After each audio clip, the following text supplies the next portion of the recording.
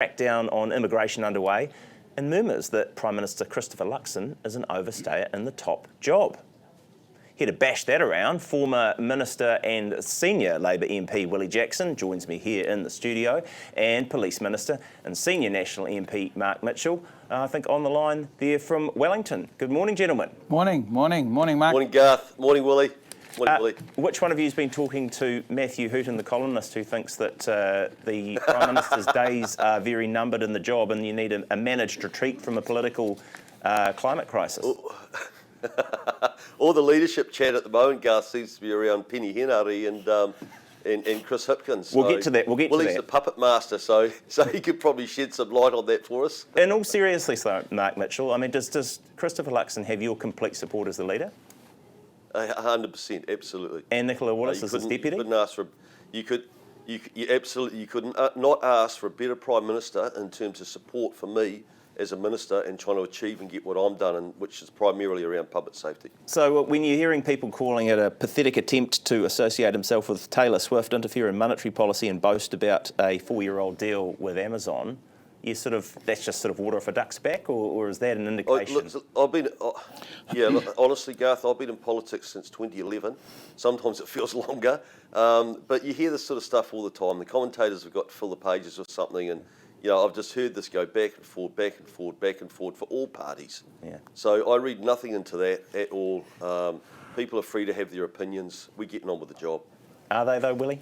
Well, Mark's a bit out of the loop, as we all know, and the reality is he's in big trouble. I mean, this is Hooton's onto it. He's in that circle, and when you start embarrassing the government in terms of the Amazon deal, Garth, and we did the deal, when you continue to... You did the deal, but they didn't do anything. So did you really do the deal? We've done the deal. We did the deal, and he embarrassed himself.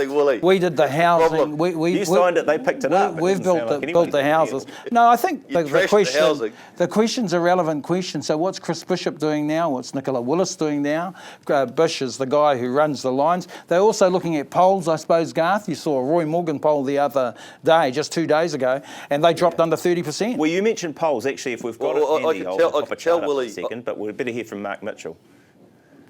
Well, Garth, I can tell Willie what Nicola Willis is doing. She's trying to clean up the enormous mess that we inherited from the previous government that put us into recession for 4 years, and inflation at over 7% and interest rates up at 6-7%. Inflation's down within the band now. Interest rates are coming down. Someone that's got a mortgage over 25 years of $500,000 is going to have $600 extra in their back pocket every month. You're not here to give financial advice, Minister. He's doing his best to keep his mate in the job. Chris Bishop's working on transport with me, for example, getting on top of these boy races that became prolific under Labor, and housing supply. Right. Everyone is busy. This government's busy doing things. Willie, you've built 45 houses. Well done. Yeah. Stirring up Penny. Willie, the only talk about leadership, mate, is Penny Henare going for Chris Hipkins, and Penny's own words. So, Willie's the strategist. He's the puppet master. He's behind there controlling everything. So he knows what's going on. I'm not seeing any strings here, but let's pull one anyway. If you're talking about Tāmaki Makaurau, you're talking there about the candidate, Orani Kaipara, for Te Pāti Māori, who was quite vocal, giving a shout out to Penny Henare as the next leader of the Labour Party and a future Prime Minister. Okay, she was trying to sort of say you should do that job rather than do the one that I'm trying to take off you in running for this. But has that landed well? Look, I mean, it's just a little trick from Orani, John Tamahiri probably got him to say that to sort of divert. You probably told him to say that, didn't you? Divert from the real. Right. Look, the real issue for us is not Te Pāti Māori. We're not focusing on them. We're focusing on Mark and his government. No, you're not. You were having a crack at Tāku Te Whiri's yesterday. You were having a big crack at him. I had to respond. You got to respond to things that are happening in the moment. So for those of us, that was the Te Pāti Māori MP who's not in that electorate, sort of putting up a wee photo of you guys out campaigning with a wide range of ethnicities, people from Samoan and Indian ancestry, saying, what are all these people doing trying to take a Māori seat off a Māori candidate? Do you reckon could you give me 60 seconds to respond? Because I'm just catching I'm being people bullied up. by you and Mark Mitchell here. Oh. Can I just say that you know what Takuta did yesterday was unfortunate. I've given him a bit of a clip over the years over it. Not good. And I've got to say I'm really proud of our ethnic communities who support us, Pākehā who support us. You know, we're about everyone in Labour. So he shouldn't have done that, Takuta.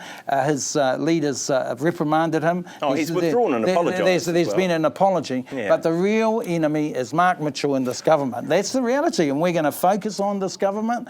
They're in turmoil at the moment. You've got a Prime Minister who's running around trying to do the numbers. You've seen the polls. They're falling in the polls. They talk about growth, growth, growth. There is no growth. There is no investment in housing. There is no investment in employment. There is no investment not enough investment in health. They're going down the tubes, and all Mark wants to talk about is a penny and leadership. That's not the point. And immigration. We've got an immigration crackdown as well, yeah, which is always... So let's boot the immigrants. Let's hear what the Really minister quickly says. on that, right a reply to Willie. Number one, they are talking about themselves. Number two, Takatu should never have made those comments. By the way, as Minister for Ethnic Communities, they're pretty smart. They look and listen. You know, we're a country that should treat everyone equally, and everyone should have the same rights and say. That's our democracy, right? That's right. So Willie's trying to sort of capitalise on the mistake that the Maori Party have made, and good on them. That's politics. In terms of Willie being focused on me, yes, they are, because they've cut their only policy is they want to repeal the gang patch legislation that we put in, or the gang legislation that we put in. But to be honest with you, Willie, you guys coming after me, it's a bit like being mauled by a white mouse, mate. I'm not actually worried about that. You know my views on the gang patch legislation. I've been very clear to you. Our Labour Party view is very clear. We won't be repealing it. Did Penny have a private view? Well, it's not just like David Seymour had a private view and went to the United Nations. Just like Winston Peters has a private view, and their private view at the moment is that the Prime Minister should not be the Prime Minister. Right. I think that's the reality. I just want to ask though about that overstayer action and the idea there's 20,000 people sort of outstayed their welcome on visas and so on. This is sort of up quite a bit from 2017, and you've announced some, or rather your colleague, or if we believe the column today, the next Prime Minister, Erica Stanford, has announced some sort of quite stern measures around cracking down on that. You know, extending the time from 10 to 20 years, whereby someone can be caught up for something they've done wrong and kicked out of the country again. Why are we playing this card now, Mark Mitchell? Well, there's no card being played. It's really simple. Is that if you come to our country, it's a privilege to come here. We'll welcome you with open arms, but stick to the rules. We have laws. Stick to them. And if you don't, then there's consequences. And this is exactly what went wrong under the previous Labor government. There were no rules. No one stuck to them. You had gangs and organised crime out of control. Is this part of the growth picture? How does this help growth? It's a huge privilege to come to our country. Yeah. And when you come here, there's some rights and responsibilities. And one of them is actually to stick to our laws. When things are going wrong, right, you boot the immigrants. You know, it's the Trump strategy. He's not wrong about the numbers. No. Look, a lot of those immigrants are Pacifica. Put an amnesty in, find a way. You know, I know. You've been around longer than me. I think you're older than me, you and Mitch.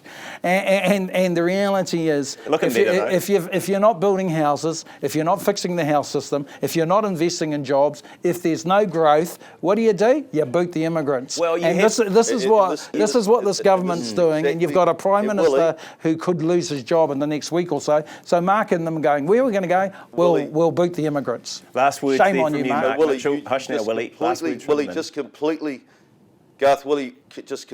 reinforced with what I said, and that is under the Labor government, they do not care if people break the rules. In fact, they support people breaking the rules. And you know what happens if you allow that to go on for too long? You end up in chaos. I'm proud of Penny Henry. Were you proud of how the campaign? He did a good job, didn't he? Well, get out there and inspire people. I'm trying to vote Penny Henry, Garth. You got your candidate soft message. You got your candidate going He's for doing a great job. In the middle of the campaign. Oh, cut it. You've got to get control, mate. Cut it out. Mark Mitchell. Try to do the numbers for the Prime Minister.